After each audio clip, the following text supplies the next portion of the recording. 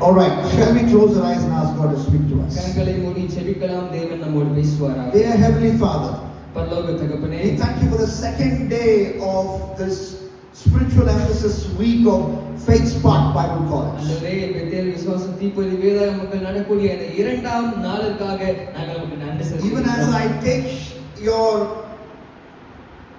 take these young soldiers of the cross into the word of God. ஆண்டவரே இயேசுப்பா, இந்த வாலிப பிள்ளைகளை உம்முடைய சிலுவைக்கு நேராக வேத வார்த்தைக்கு நேராக நான் எடுத்துக்கொண்டு செல்கிறேன். I pray that you will speak to each one of us. ஆண்டவரே, இவர் ஒவ்வொருவருக்கும் தனிப்பட்ட ரீதியிலே பேசுவீராக. As we understand how we must study the Bible. ஆண்டவரே, எப்படி வேதத்தை வாசிக்க வேண்டும் என்று கற்றுக்கொள்ள உதவி And செய்வீராக. as I give them a sample, Lord, way to prepare a Bible sermon.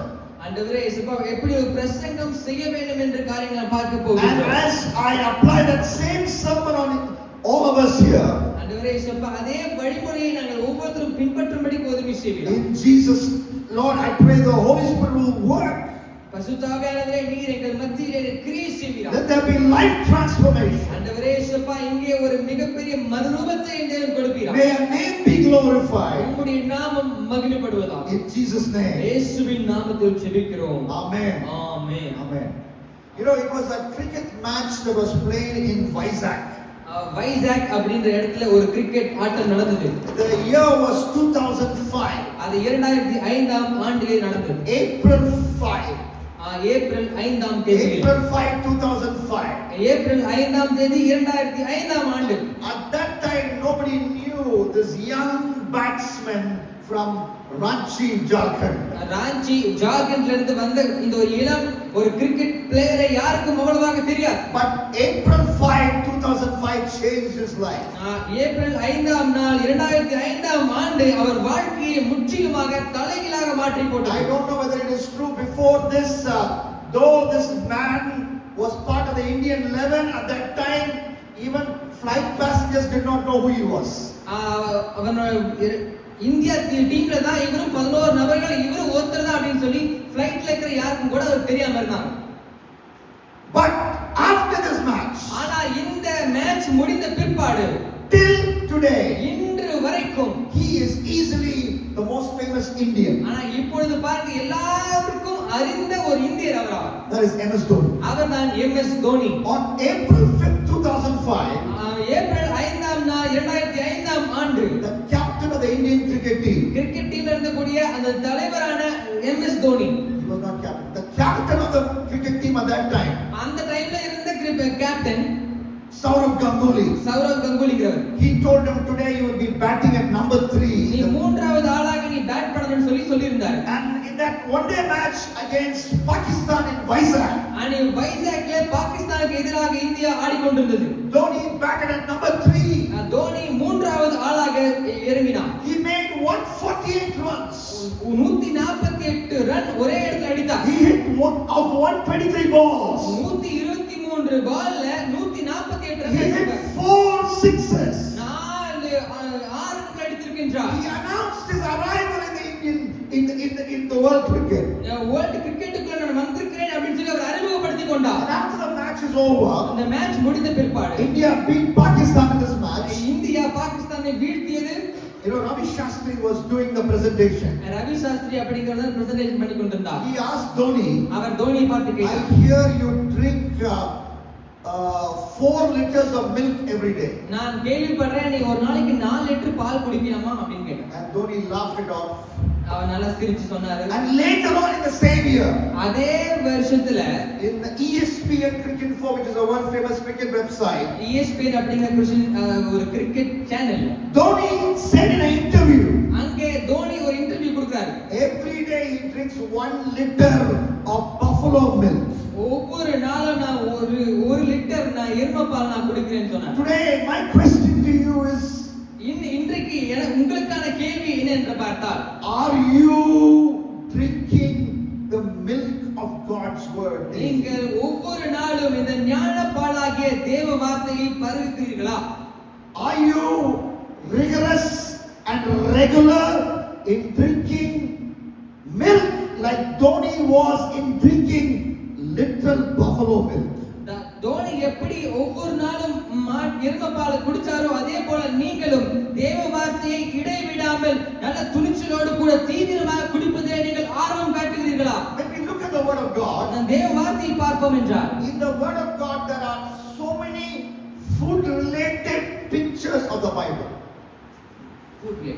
Food related pictures of the Bible in the Bible. வேதாகமம் நிறைய இடத்திலே வேதாகம வார்த்தைகளை நிறைய சாப்பிடக்கூடிய பதார்த்தங்களுக்கு ஒப்பிடப்படுகிறது. And when you study that, நீங்கள் அதை படித்தீர்கள் என்றால் we will understand உங்களுக்கு புரியும் how you must study the Bible. நீங்க எப்படி வேதத்தை வாசிக்க வேண்டும் என்று கற்றுக்கொள்வீர்கள். I want to quickly mention that before I get into a message. நான் சில காரியங்களை நான் அறிமுகப்படுத்த விரும்புகின்றேன். The first picture, முதலாவது ஒரு அறிமுகம். it is the Bible is compared to the bread. முதலாவது தேவ வார்த்தை அப்பத்திற்கு ஒப்பிடப்படுகிறது. It is compared to bread. இது அப்பம் என்று சொல்லப்படுகிறது. Matthew chapter 4 and verse 4. மத்தேயு 4ஆம் அதிகாரம் 4ஆம் வசனம். Jesus said, இயேசு சொல்கின்றார், man shall not live by bread alone, மனுஷன் அப்பத்தினால் மாத்திரம் வாழ மாட்டான், but by every word that proceeds from the mouth of God. தேவனுடைய வாயிலிருந்து புறப்படுகிற ஒவ்வொரு வார்த்தையிலும் அவன் பிழைக்கின்றான் என்று So சொல்கிறார். bread, eating bread makes us live. நாம் அந்த அப்பத்தை புசிப்பதுதான் நம்மை ஜீவனுள்ளவர்களாக வைத்துக் கொள்கிறது. It gives us physical life. அதுதான் நமக்கு சரீர பிரகாரமாக ஒரு உயிரோட்டத்தை கொடுக்கிறது. Eating the Bible gives us spiritual life. அதே போல இந்த வேதாகம வார்த்தையை நாம் புசிக்கும் பொழுது ஆவிக்குரிய மனுஷனுக்கு அந்த புஷ்டியை கொடுக்கிறது. If we don't study, eat the Bible, நீங்க இந்த வேதாகம வார்த்தையை நீ புசிக்கவில்லை என்றால் you will die spiritually. நீங்கள் ஆவிக்குரிய ரீதியிலே நீங்கள் மரிப்பீர்கள். There is another food picture of the Bible found in the Bible வேதாகமத்திலே வேதத்தை பற்றி இன்னொரு வார்த்தையும் சொல்லப்படுகிறது. that comes from 1 Peter chapter 2 and verse 1 and 2. அது 1 பேதுரு 2ஆம் அதிகாரத்திலே பார்க்கின்றோம். And I already talked about it in my opening story. நான் அதை சொல்வதற்கு முன்பதாகவே நான் சொல்லிவிட்டேன். It says, like newborn babies crave spiritual milk. புதிதாய் பிறந்த குழந்தைகளைப் போல ஞான பாலின் மேல் வாஞ்சையாயிரு என்று If சொல்கிறார். you go a few verses above, if you go to the end of first chapter, 1 Peter chapter 1 verse, the first chapter, you understand that Peter is talking about the word of God. அங்கே பேதுரு 1 பேதுரு 1ஆம் அதிகாரம் கடைசில பாத்தீங்க அப்படினா பேதுரு தேவ வார்த்தையை பேசிக் கொண்டிருக்கிற வித்தியாசமான உருவகத்திலே. So what is this picture? Bible as a milk teacher. இங்கே பார்க்கின்றோம் வேதம் ஒரு பாலை போல இருக்கிறது என்று பார்க்கின்றோம். You know, babies are very excited to drink milk from their mother. குழந்தைகளுக்கு தாய்ப்பால் குடிக்கிறதுக்கு ரொம்ப பிடிக்கும். Puppies are very excited to drink milk from the mother dog. குட்டி நாய்ங்க அவனோட தாய் நாய் கிட்ட பால் குடிக்கிறதுக்கு விரும்பும். We have seen that. நாம் அதை பார்த்திருக்கின்றோம். In the same way, we have to be excited at the prospect of reading the Bible. அதே போல எப்படி அந்த குழந்தை எவ்வளவு வாஞ்சியாக இருக்கின்றதோ அதே போல நாமும் வேத வார்த்தையை வாசிப்பதற்கு வாஞ்சியாக இருக்க வேண்டும். Your spiritual temperature will be seen if your excitement at opening the Bible is greater than your excitement when it comes to watching reels and shorts. நீங்கள் வேதத்தை எவ்வளவு ஆர்வமாக எடுத்து வாசிக்கிறீர்கள் இதை பொறுத்துதான் உங்களுடைய ஆவிக்குரிய அனல் தெரியும். நீங்க ரீல்ஸ் பார்க்கிறது இல்ல. And you need, as we drink milk daily, it's a practice. Parents give 1 glass of milk to the children. Dhoni drinks 1 liter every day. It's a daily drill. Every day we open the word of God and read. ஒவ்வொரு நாளும் எப்படி இந்த குழந்தையும் பால் குடிக்கின்றதோ எப்படி தோனி பால் குடிச்சார் அதே போல நாமும் ஒவ்வொரு நாளும் அனுதினமும் வேத வார்த்தையின் மேல் நாம் பசித்தாகவே இருக்க வேண்டும். So word of God is important. தேவ வார்த்தை மிக முக்கியம். It gives us spiritual life. அது நமக்கு ஆவிக்குரிய ஜீவனை கொடுக்கிறது. That is seen from the imagery bread. Bread. அதுதான் அப்பம் என்று நாம் பார்த்தோம். And then from the milk imagery we understand we have to excitedly read the Bible every day. இரண்டாவதாக நாம் பார்க்கும்போது நாம் தேவ வார்த்தையை ஞானப்பாலை போல நாம் வாஞ்சியாக அதை பருக வேண்டும் என்று பார்த்தோம். Daily. ஒவ்வொரு நாள் Excitedly read the Bible every day. நாம் பரவசத்தோடு கூட வேத வார்த்தையை நாம் வாசிக்க And then வேண்டும். the third imagery the Bible introduces when it talks about the Bible, food imagery is honey. மூன்றாவதாக வேத வார்த்தை தேனுக்கு ஒப்பிடப்படுகிறது. This is very, very important. அது மிக முக்கியமான It is mentioned in 3 places. அது 3 இடத்திலே நாம் பார்க்கின்றோம். Ezekiel chapter 3. எசேக்கியேல் 3ஆம் அதிகாரத்திலே First 3 verses. முதல் 3 வசனத்தை பார்க்கிறோம். Psalm 19. சங்கீதம் 90லே பார்க்கின்றோம். 19 verses 9 and 10. 9 10ஆம் வசனத்திலே பார்க்கின்றோம். And Psalm 119. 119ஆம் சங்கீதத்திலே பார்க்கின்றோம். And verse 103. 103ஆம் சங்கீதம். 3 times the Bible compares itself to honey. 3 முறை வேதம் தன்னை தேனுக்கு ஒப்பிடுகிறது. You know, I'm a sugar patient. நான் ஒரு sugar patient. So every day I take sugar tablets. ஒவ்வொரு நாளும் சுகர் எடுத்துக்கிறேன். சுகர் டேப்லெட் எடுத்துக்கிறேன். So when I just had one this morning. அந்த காலையில தான் நான் ஒரு மாத்திரை எடுத்தேன். I don't put the sugar tablet like bubble gum. நான் bubble gum மாதிரி நான் மாத்திரை போடுறது கிடையாது. We are familiar with bubble gum. You know, we chew bubble gum especially when we expect the sermon to be boring. sermon ரொம்ப போர் அடிக்கும்னா நாம என்ன பண்ணுவோம்? கண்டிப்பா ஒரு bubble gum போட்டு ஆசிட்டு இருப்போம் இல்லையா? Okay, forget about that. அத மறந்துருங்க. You can put bubble gum when I preach. நீங்க போடுங்க. I also have bubble gum sometimes. நானும் அப்பப்போ It's சாப்பிடுவேன். nothing sinful. அது ரொம்ப பாவம் தான். But then we don't eat a sugar tablet like bubble gum. நீங்க bubble gum சாப்பிடுறது மாதிரி நீங்க மாத்திரை சாப்பிட In மாட்டீங்க. the same way, அதே போல we treat honey like bubble gum. நம்ம தேனையும் என்ன பண்றோம் அப்படின்னா bubble gum போல பொறுமையா We allow it to stay in the tongue. அத அப்படியே கொஞ்ச நேரம் நாக்குல வச்சு அப்புறமா தான் நம்ம முழுங்கி We enjoy the taste of honey in the tongue. நான் அப்படியே அந்த தேன் எப்படி இருக்குன்னு சொல்லி நம்ம கொஞ்சம் ருசிச்சு தான் நம்ம That is சாப்பிடணும். how we must study the Bible. அப்படிதான் நாம் வேத வார்த்தையும் நாம் படிக்க வேண்டும். Read the passage once. நீங்க அந்த பத்தியை நீங்க வாசிங்க. Read the passage twice. திரும்பவும் அந்த பத்தியை வாசிங்க. Ask so many, not all the details. அங்க இருக்கக்கூடிய எல்லா தகவல்களையும் நீங்க எடுத்துக்கோங்க. Linger around. Stay there. Taste that passage. அது அப்படியே தொடர்ந்து கொஞ்சம் கொஞ்சமாக இன்னும் ஆழமாக வாசித்த அந்த பகுதியை நீங்கள் ருசிக்க வேண்டும். You not only, we are sometimes in a hurry to swallow the passage and go to the next passage. சில நேரத்துல நம்ம சீக்கிரமா முழுங்கிட்டு அடுத்த அதிகாரத்துக்கு போயிடும். Sometimes we can read the Bible fast like that. சில நேரத்துல அப்படி வேகமா வாசிக்கிறது உண்டுதான். Like the newspaper, we see the headlines and we keep moving. அப்படியே நம்ம நியூஸ் பேப்பர்ல ஹெட்லைன்ஸ் பார்த்துட்டு போறது போல. Nothing wrong. அது தப்பு கிடையாது. But regularly, daily, we should chew on a small passage of scripture. நாம் ஒவ்வொரு நாளும் இந்த வேத வசனத்தை அசை போட்டு நாம் சாப்பிடுவோம். Recently, I was reading Acts chapter 12. நான் அன்னை காலத்திலே அப்போஸ்தலர் 12ஆம் I அதிகாரத்தை must have read that வாசித்தேன். chapter around 15 times. அங்கே நான் 15 முறை அந்த அதிகாரத்தை And வாசித்தேன். God spoke to me. தேவன் என்னோடு பேசினார். As I treated that chapter like honey, God spoke to me. நான் திரும்ப ஒரு தேனை போல அதே அதிகாரத்தை படித்துக் கொண்டிருந்தனால And தேவன் God gave me a பேசினார். summary for Acts chapter 12. அந்த அப்போஸ்தலர் 12ஆம் அதிகாரத்தோட சம்மரி நல்லா தெரியும். Feeble faith. மிக குறுகிய அற்ப விசுவாசம். The church was praying for the release of Peter with feeble faith. அங்க இருக்கிற மக்கள் பேதுருவின் விடுதலைக்காக ஜெபிச்சிட்டு இருக்காங்க. அற்ப விசுவாசத்தோடு ஜெபம் பண்ணிட்டு இருக்காங்க. Yet double miracle. அங்க 2 அற்புதம் நடக்குது. One miracle, Peter was released. ஒரு அற்புதம் பார்த்தீங்கன்னா பேதுரு விடுதலையாக்கப்படுகின்றார். Second miracle, the enemy of the gospel, Herod, was killed. இரண்டாவது பாத்தீங்கன்னா நற்செய்திக்கு எதிராக இருந்த ஏரோது கொலை செய்யப்பட்டார். I got this title after reading the chapter 15 times, 20 times. 15-20 முறை வாசித்த பிற்பாடு தான் அதற்கான தலைப்பு எனக்கு There கிடைத்தது. are 1189 chapters in the Bible. அங்கே 1189 அதிகாரங்கள் வேதாகமத்தில் இருக்கிறது. 1189 chapters. 1189 அதிகாரங்கள். How wonderful will it be? எவ்வளவு அருமையாக இருக்கும். How superb it will be. அது எவ்வளவு ஒரு சிறந்த விஷயமாக இருக்கும். Treat each of those chapters like honey. ஒவ்வொரு அதிகாரத்தையும் நீங்க இப்படி தேன் போல நீங்க வாசித்தீங்கன்னா எவ்வளவு அருமையாக இருக்கும்.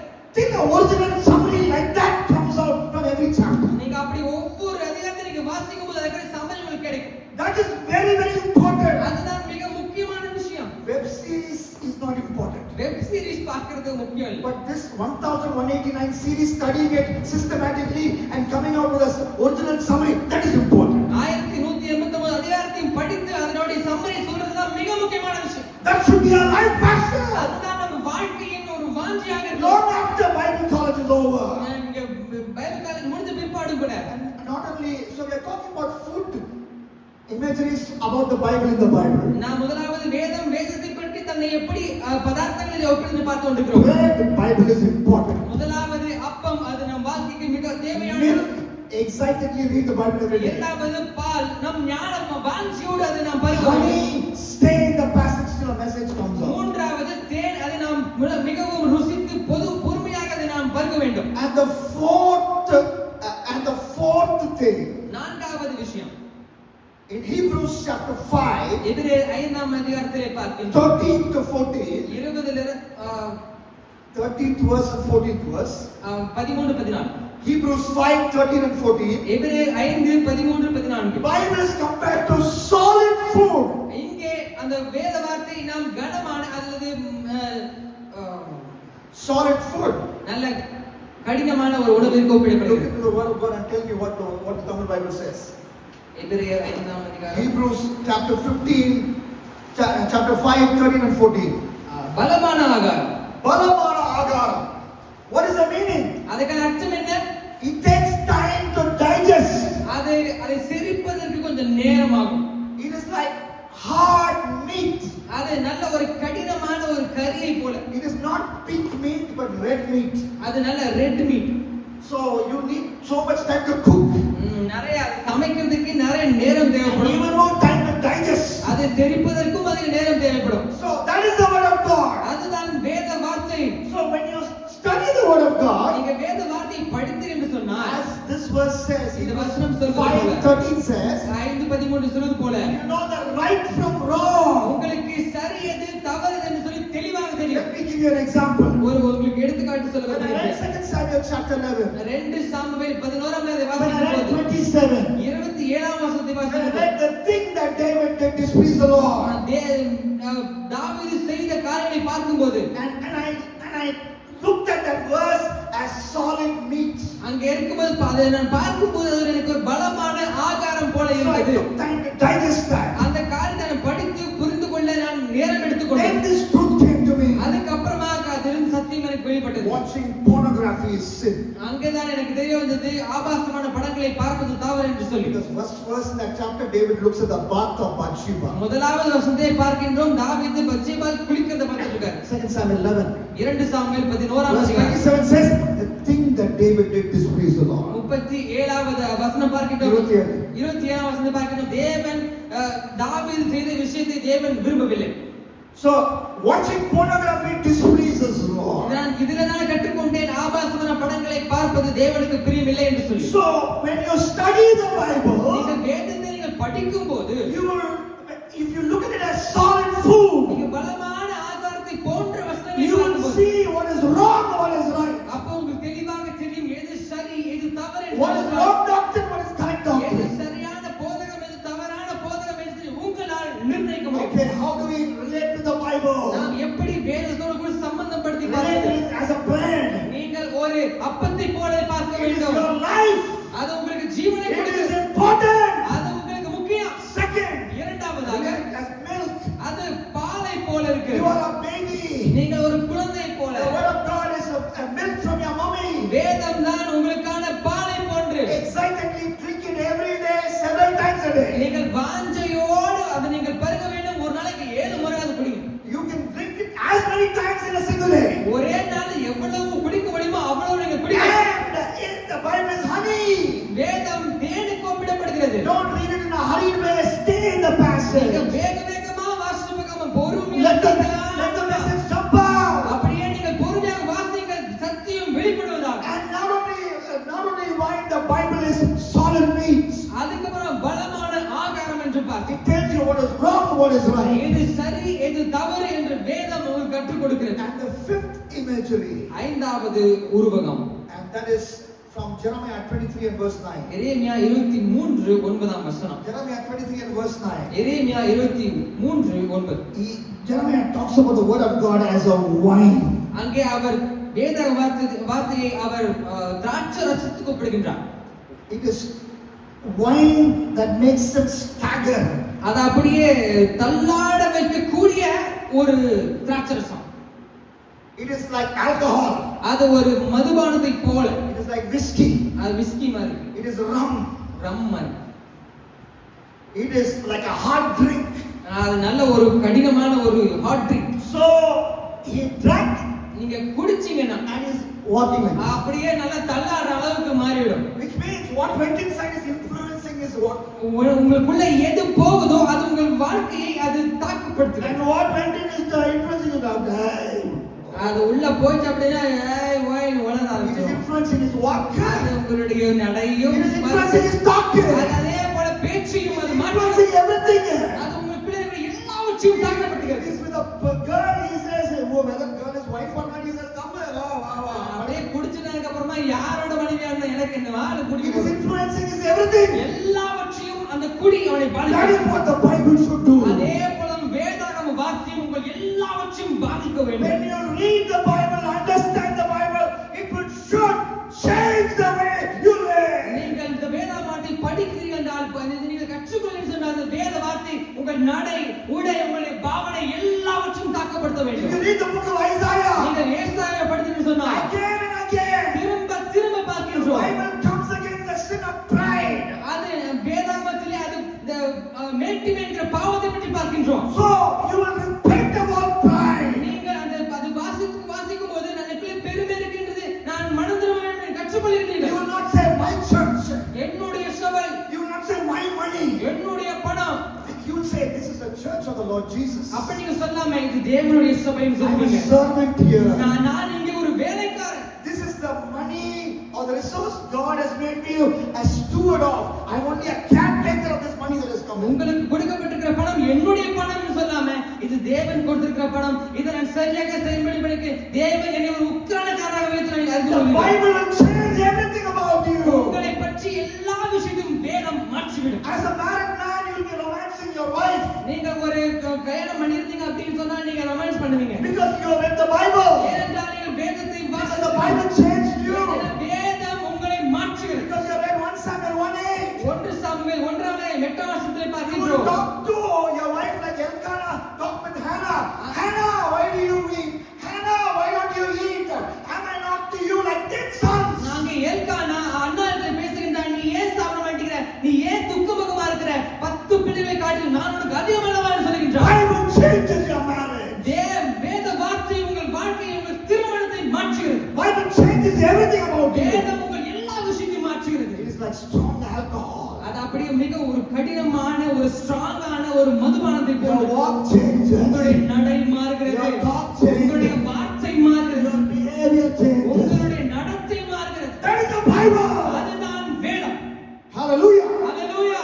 And then the final food object about the Bible. கடைசியாக பதார்த்தத்திற்கு ஒப்பிடப்பட்ட தேவ வார்த்தை. Okay, now first tell me what is the first முதலாவது உருவகம் என்ன? அப்பம். Second. இரண்டாவது பால். Third. மூன்றாவது What do you learn from honey? தேன்ல என்ன கத்துக்கிட்டீங்க? பொறுமையா Linger. அப்படியே அங்க இருந்து பொறுமையா கற்றுக்கொள்ளணும். Fourth. நான்காவது Solid food. பலமான ஆகாரம். ஐந்தாவது திராட்சரசம். Strong drink. திராட்சரசம். And then finally, கடைசியா it comes from the book of Nehemiah. நெகேமியா புத்தகத்திலே பார்க்கின்றோம். Nehemiah chapter 8, 6 or 1 to 9. 8ஆம் அதிகாரத்திலே நாம் பார்க்கின்றோம் 1 முதல் 9 வரை. You know, the fifth imagery, Jeremiah 23:9 is strong drink, or I would even say rum. But then Nehemiah 8, 1 to 9, it's talking about sweet wine or harmless wine. இங்க எரேமியாவை 23 பார்த்தது ரொம்ப கடினமான அது ரம்மு நான் சொல்லுவேன், ரொம்ப ஸ்ட்ராங்கான ட்ரிங்க். ஆனா நெகேமியால சொல்லப்பட்டது ஸ்வீட்டான ஒரு ட்ரிங்க். Nehemiah 1:8, 1 to 9. 1ஆம் அதிகாரம் 8 ல இருந்து 9 வரை. Whole day they have Bible study. ஒரு நாள் ஃபுல்லா அவங்க பைபிள் ஸ்டடி நடத்துறாங்க. And after the Bible study there is repentance. Bible study பண்ணதுக்கு அப்புறமா மனம் திரும்புவாங்க But மக்கள். then the leaders say, அதுக்கு அப்புறம் தலைவர்கள் சொல்லுவாங்க, don't keep on mourning. இது அப்படியே புலம்பிட்டே இருக்காதீங்கன்னு சொல்லுவாங்க. Get up, stop crying. எழும்புங்க, அழுகிறத நிறுத்துங்க. And send portions, sweet wine to those who didn't attend this Bible study. அந்த பைபிள் ஸ்டடிக்கு யாரெல்லாம் வந்திருக்காங்களோ அவங்களுக்கு நீங்க இந்த திராட்சரசத்தை கொடுங்க, அது இனிப்பான திராட்சரசம். It is like a wedding.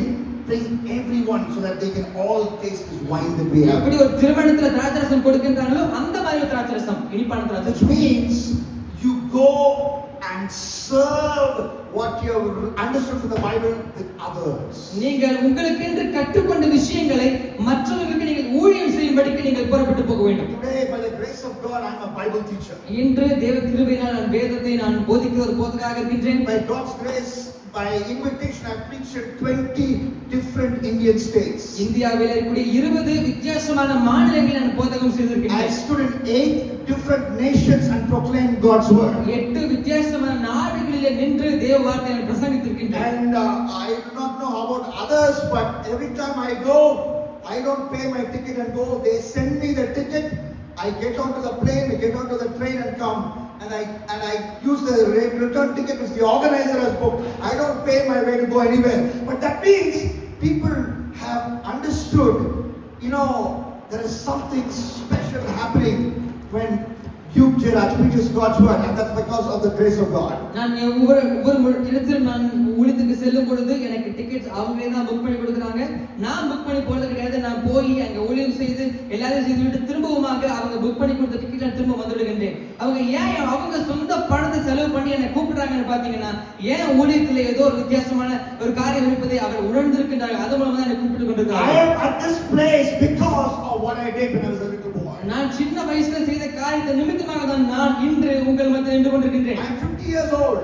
எனக்கு 50 வயது. I accepted Jesus at the age of 11. எனக்கு 11 வயசுல நான் இயேசுவை ஏற்றுக்கொண்டேன். I received the Holy Spirit at the age of 13. நான் 13 வயசுல பரிசுத்த ஆவியானவரை பெற்றுக்கொண்டேன். And immediately what I did, உடனே நான் என்ன செய்தேன்னு சொன்னா, in the colony I lived in Vellore. நான் வெள்ளூர்ல வாழ்ந்து கொண்டு வந்தேன். அங்க ஒரு காலனி இருந்துச்சு. Under a tree outside a CSI church. அங்க ஒரு சிஎஸ்ஐ சர்ச்சுக்கு வெளிப்புறமாக ஒரு மரம் I இருந்துச்சு. called my boyfriends. என்னுடைய பசங்களை நான் கூப்பிடுவேன். And I taught them what I understood from the Bible. நான் வேதத்துல என்ன புரிந்து கொண்டேனோ அந்த விஷயத்தை என் ஃப்ரெண்ட்ஸ் கிட்ட நான் சொல்லிக் கொடுப்பேன். And in my school, என்னுடைய ஸ்கூல்லயும் கூட lunch break only for 40 minutes. எனக்கு 40 நிமிஷம் தான் மதியான வேலை கொடுக்கப்படும். But there in that prayer cell, அந்த இடத்திலும் கூட I get taught what I knew from the Bible. நான் வேதத்துல என்ன கற்றுக்கொண்டேனோ அதை நான் பேசுவேன். And that led me to preaching my first sermon in school. அதுதான் முதலாவதாக என் ஸ்கூல்ல ஒரு பிரசங்கம் பண்ணுவதற்கு எனக்கு வழிவகுத்தது. First sermon from the stage. முதல் பிரசங்கம் நான் மேடையில் நின்று First sermon with the mic in the hand. கையில மைக் பிடிச்சு முதல்ல பண்ண பிரசங்கம். At the age of 16 I preached. 16 வயசுல நான் பிரசங்கம் பண்ண And I have ஆரம்பித்தேன். not stopped preaching. நான் அங்கே பிரசங்கம் நிறுத்தி விடவில்லை. What do I do when I preach? நான் பிரசங்கம் பண்ணும்போது என்ன செய்கின்றேன்? What God has taught me from the word of God, I distribute as sweet wine. தேவன் எனக்கு என்ன கற்றுக் கொடுத்தாரோ அது எல்லாவற்றையும் வந்திருக்கிற ஒவ்வொரு ஆடியன்ஸுக்கும் ஒரு ஸ்வீட் வைனை போல நான் பகிர்ந்து கொடுக்கின்றேன். The Bible is like welcome drink. You come, you invite people, come and give them a drink so that they will drink that grape juice and they are refreshed.